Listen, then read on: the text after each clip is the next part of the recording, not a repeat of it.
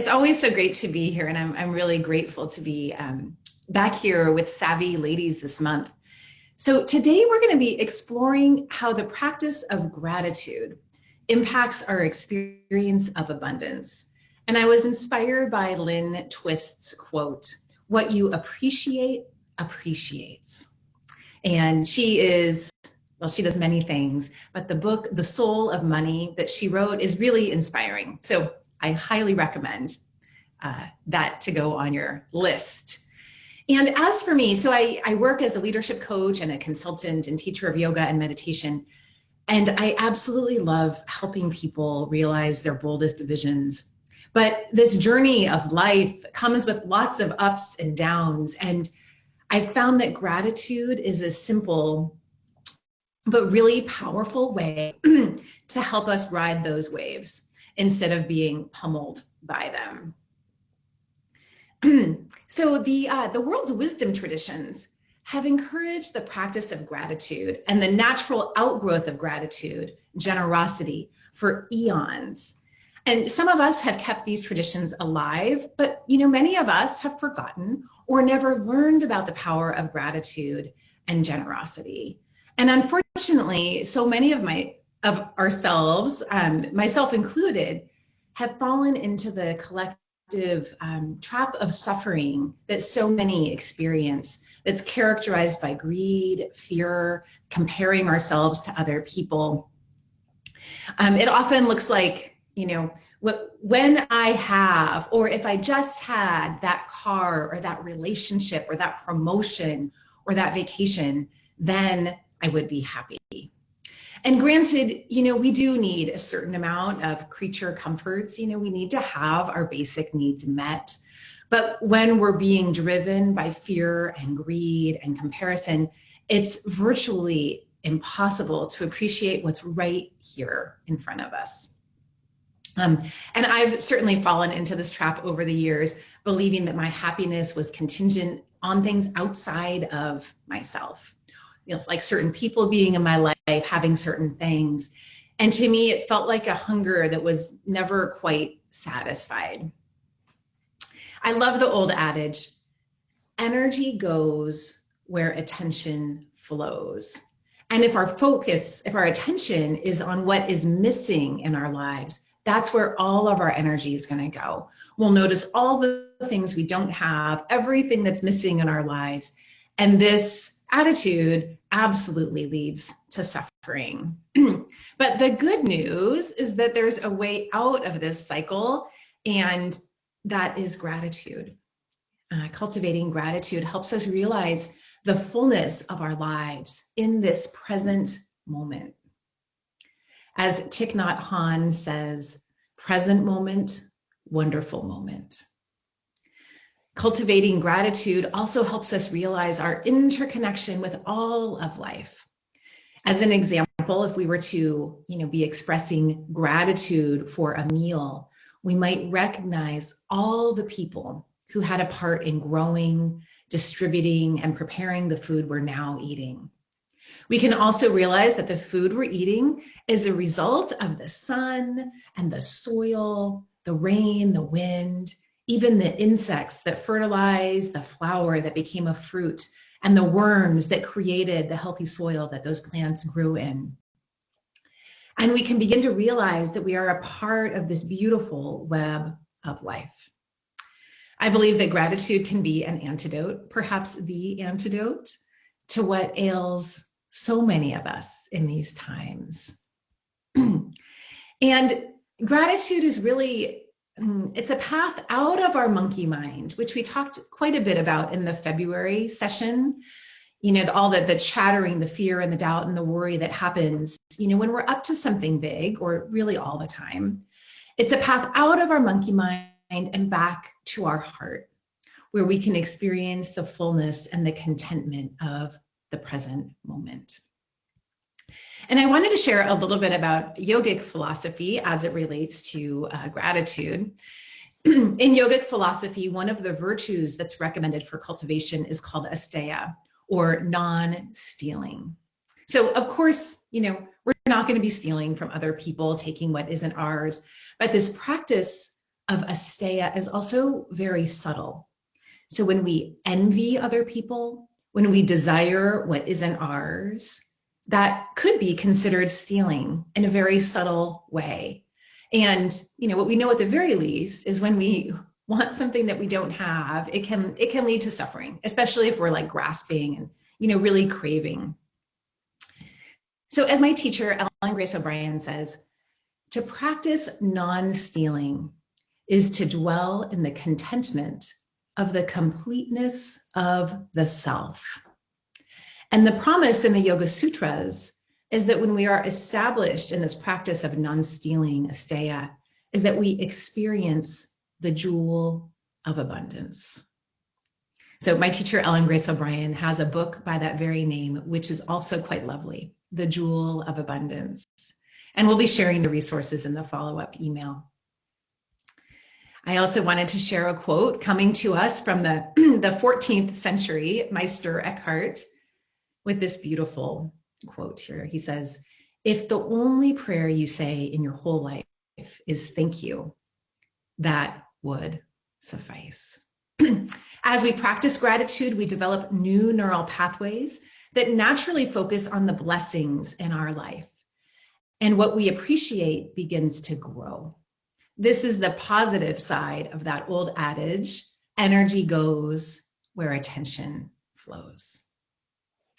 So let me stop talking about gratitude and guide you through an experience of gratitude.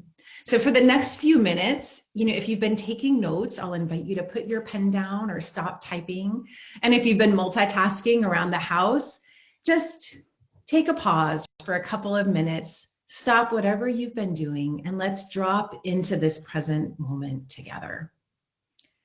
We'll start by feeling our feet on the earth, connecting the base of your big toe with the earth, and then the inner heel. Then feel the base of your pinky toe connected to the earth and the outer heel. Notice your breath as you breathe in and out through your nose.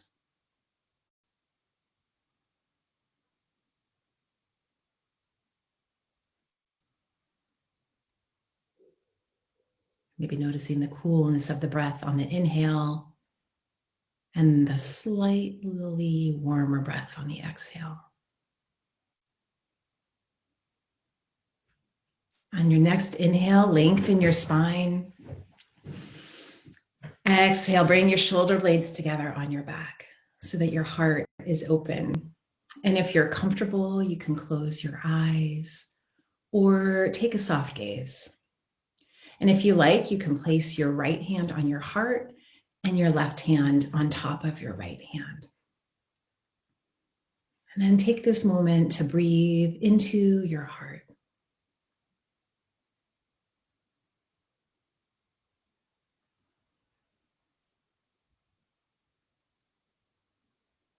And now open your heart to gratitude. What are you grateful for in this moment?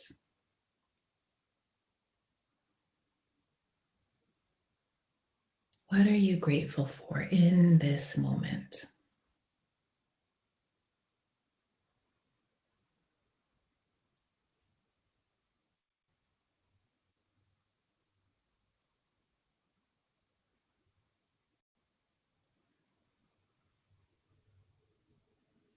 Stay with this experience or thing or person that you're grateful for, noticing the details.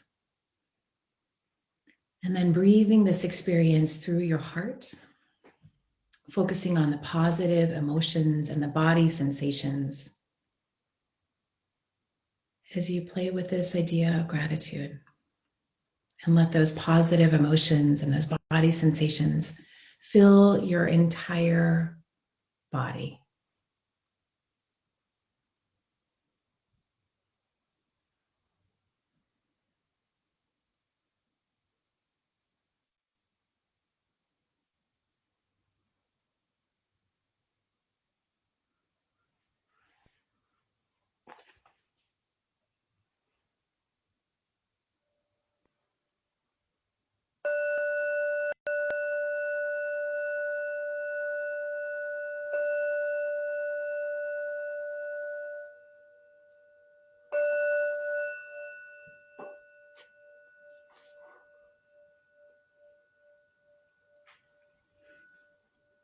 You can gently open your eyes and return to this webinar.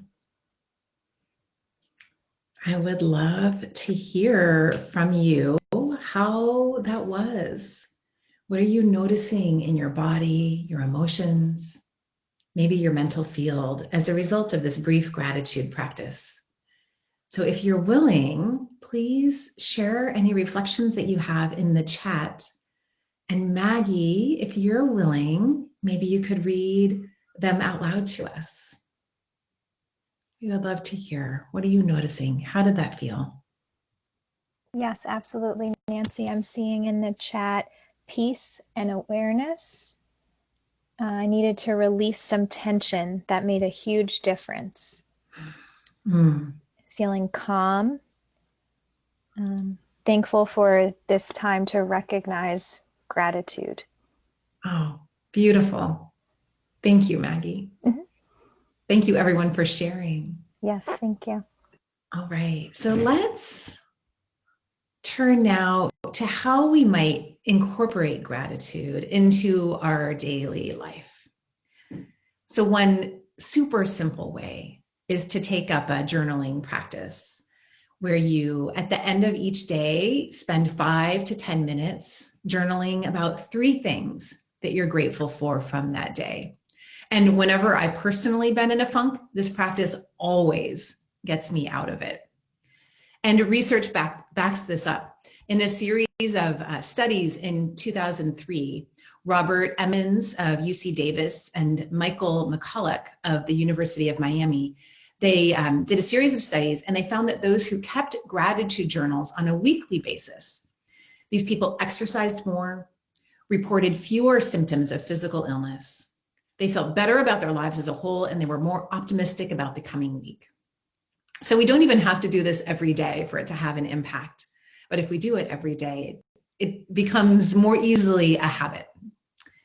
The next recommendation I have is to do something around the dinner table. This can be a lovely way to invite whoever it is you live with to share something from their heart. What are they grateful for? I found it to be a really sweet way of connecting with others. And I often do this with my friends and absolutely with my family. Another thing we can do, especially in this time of social distancing, is start a gratitude message thread. And I did this a number of years ago in November. We did it for the whole month of November, a group of women and I. And we shared each 3 things we were grateful for from that day with each other. And what was nice about this is that it added another layer of accountability for the gratitude practice. And when I did it, because of this accountability, I began to go through my day seeking out kind of new and cool things that I wouldn't have normally noticed or been grateful for, so that I wasn't sharing like the same 3 things every day with my friends. And so it had me seeing the world in an entirely new way. And it was also a lovely way to go deeper with a set of friends that I'd known for a while. But, you know, when you're sharing what you're grateful for, it's a whole other experience. I also wanted to share, I have a dear friend and colleague. Her name is Belinda Liu, and she created Gratitude Blooming. She's one of the co-founders of Gratitude Blooming. And she and another friend of hers host a Thankful Thursday gratitude circle that's free to all. And she holds a really lovely space. So if you want to have more community around this or want some additional support in cultivating a gratitude practice, I totally recommend this. As well as Brother David Steindl-Rast. He has a ton of gratitude resources at his website, gratefulness.org. And I had the opportunity to sit, and we maybe shared like 5 or 10 minutes together, Brother David and I, at a conference. Like, I don't know him personally, but we were paired up somehow. And this is a man who's dedicated his entire life to both his spiritual practice and gratitude specifically. And just being in his presence was so, I don't know, affirming. It felt like I was in the presence of someone who was just emanating light and love, like truly, not just a saying. So my hope is that if we are all cultivating gratitude in our own lives, that this this, abundance and light and love can be shared beyond us and have a really huge impact in the world. And then there's other things we can do. We've been cultivating gratitude in our own selves, but then gratitude grows when we express it to others as appreciation. And because our minds are like Velcro for negative experiences, John Gottman's research was actually really interesting. So John Gottman his focus of the research that he does is on marriages and what helps marriages stay together or not. And he found that we need to have at least 5 positive interactions for every 1 negative interaction with the people in our lives. And his focus was primarily on marriage. But then this research was replicated in other settings, and they found that this 5-to-1 ratio, positive to negative, I would say at least 5-to-1, is essential for really healthy, thriving relationships.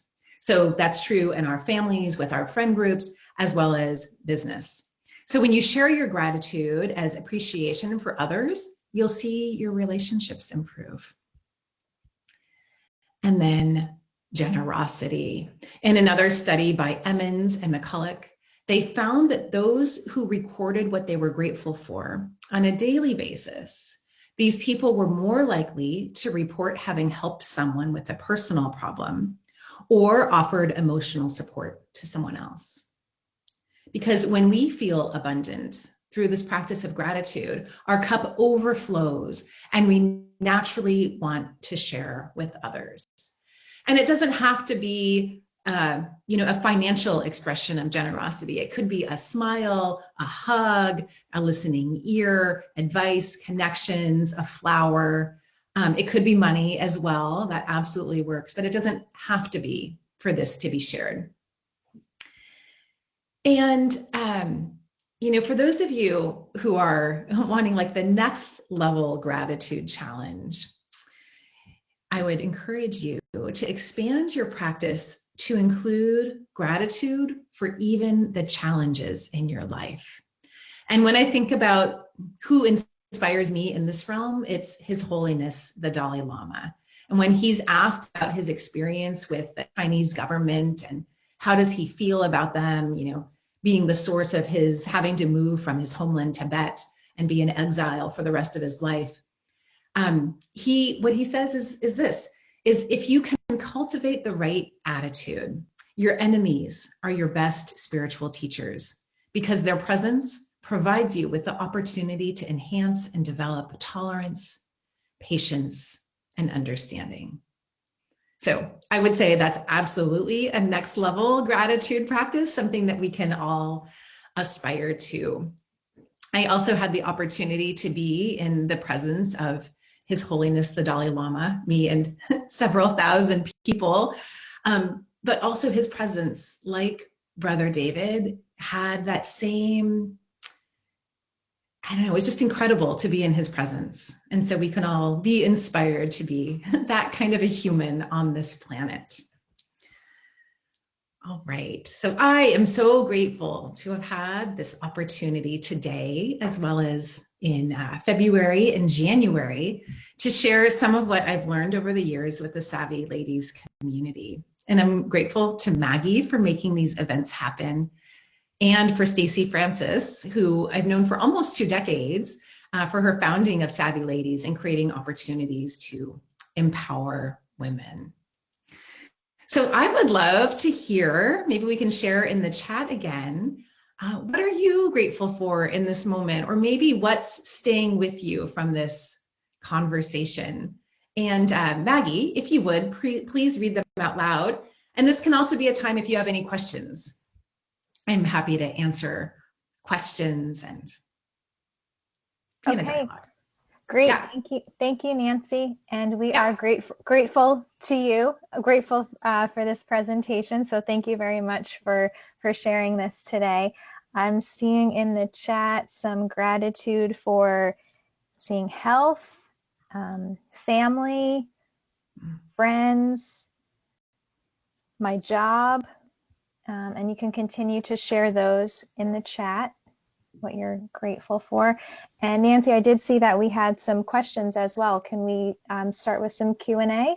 Absolutely. Great. Okay. So this first question here says, what if you try to practice gratitude, but you don't realize that you're still stuck in that thinking of when I have blank, then I will be happy? What can you do to start to change that inner dialogue? That's such a good question. Thank you.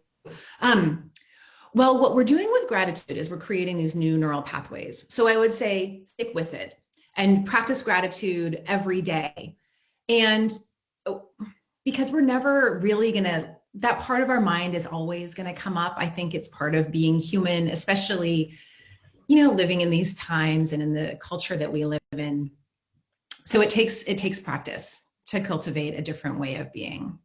I also think I find a huge difference who I'm hanging out with. If I'm hanging out with other people who are constantly striving, and not that striving is bad, but it's more like, what is the place that it's coming from? If it's coming from a place of lack, it feels different. So I would watch who you're hanging out with. I would watch the media that you're consuming, how you're engaging in social media. All of those things will have an impact on your ability to cultivate this inner peace, this inner experience of gratitude and abundance. Okay, thank you. I did see another message for gratitude that says, I'm grateful for spring, more light, warmer weather, flowers starting to bloom, and getting vaccinated. I love that last one. That's nice. Me too. I am grateful for spring as well. And every time I hear of someone getting vaccinated, I'm like, oh God, thank God we're close to the end of this very, very long and really difficult year. So thank you for getting vaccinated and for sharing that with us today. Yes. Any other questions coming in, Maggie? Yes, I did see another one perhaps connected to what you were just talking about. It says, I have a friend who knows I'll be there for her when she needs a listening ear for her complaints. I want to help her, and I'm thinking I could try to encourage her to practice gratitude. What do you think about this? Well, I think it's a beautiful idea. You could introduce it lightly. The one thing I found is that, whenever we try to get other people to do something, it often backfires. I'm always trying to get my family to do things with me, and sometimes it works and sometimes it doesn't. But what I've really found is if I'm established in something like meditating every day, I've been meditating every day for 4 years now, and sporadically before that. And I used to always invite my husband to join me, and he never said yes. But then a couple months ago, he started doing it on his own.